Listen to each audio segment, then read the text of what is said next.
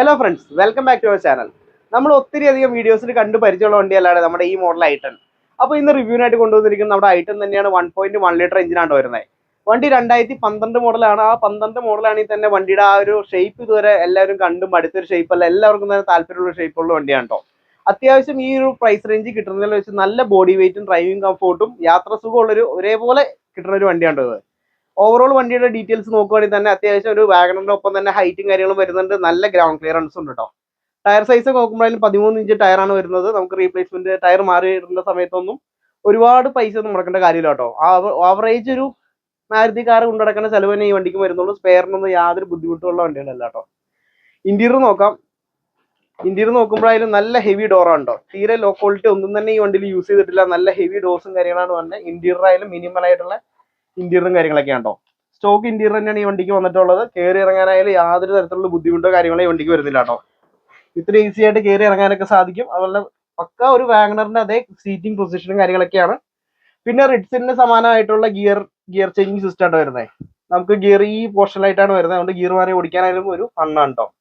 Android സ്ക്രീനും കാര്യങ്ങളും വരുന്ന reverse camera ഒക്കെ വരുന്നുണ്ട്. ഡാഷ്ബോർഡിൽ അത്യാവശ്യം ഹൈറ്റിലായിട്ടുള്ളത്. ആവറേജ് വിസിബിലിറ്റിയും കാര്യങ്ങളൊക്കെ ഫ്രണ്ടിൽ നിന്ന് തന്നെ വരുന്നുണ്ട്.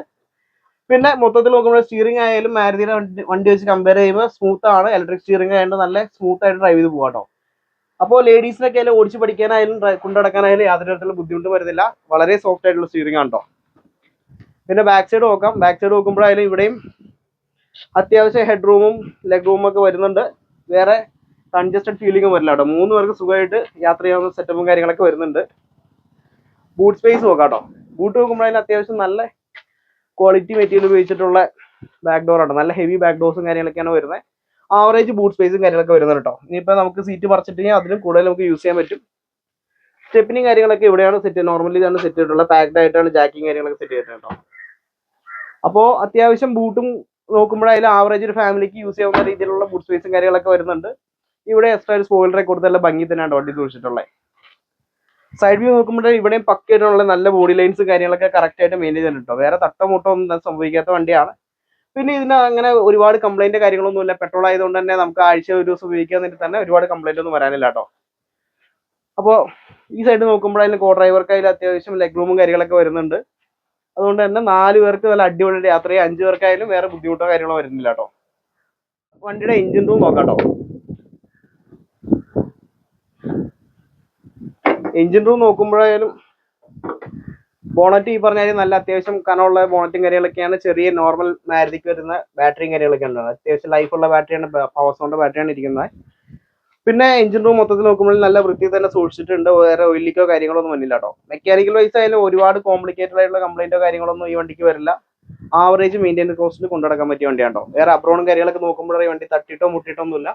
ഇവിടുത്തെ പേസ്റ്റുകളെല്ലാം കറക്റ്റ് ആയിട്ട് തന്നെയാണ് നിൽക്കണത്. വേറെ ആക്സിഡന്റ് ഒന്നും ഈ വണ്ടി ഫേസ് ചെയ്തിട്ടില്ല. നല്ല വൃത്തി തന്നെ സൂക്ഷിച്ചതിന്റെ നല്ലൊരു ഉദാഹരണമാണ് ഈ എഞ്ചിൻ റൂം വരുന്നത്. നല്ല വൃത്തി തന്നെയാണ് അതും സൂക്ഷിച്ചിട്ടുള്ളത്.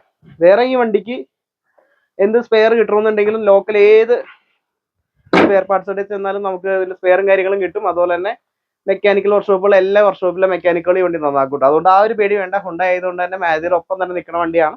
ഈ വണ്ടിയുടെ മൈലേജും കാര്യങ്ങളും നോക്കുമ്പോഴായാലും 14 to 16 മൈലേജും കാര്യങ്ങളൊക്കെ കിട്ടുന്ന വണ്ടിയാണ്. നല്ല ബോഡി ഷേപ്പും നല്ല ബോഡി ക്വാളിറ്റി ഉള്ള വണ്ടിയാണ്. സേഫ്റ്റി സൈഡ് നോക്കുമ്പോഴായാലും പെർഫെക്റ്റ് ആണ് കേട്ടോ. ഒരു തരത്തിലുള്ള ടെൻഷനും വേണ്ട. ഈ വണ്ടി കൊടുക്കാനുള്ള വണ്ടിയാണ്. 2012 മോഡൽ വണ്ടിയാണ്. 1.1 ഇറയാണ് കേട്ടോ. 2 door power window, power steering, AC വരുന്ന വണ്ടിയാണ്. അപ്പോൾ താല്പര്യമുള്ളവർ കോൺടാക്ട് ചെയ്യുക. കോൺടാക്ട് നമ്പർ ഡിസ്ക്രിപ്ഷൻ ബോക്സിലും വീഡിയോയിൽ കൊടുത്തിരിക്കുക കേട്ടോ. അപ്പോൾ അടുത്ത വീഡിയോയിൽ കാണുന്നവരെ ബൈ ബൈ.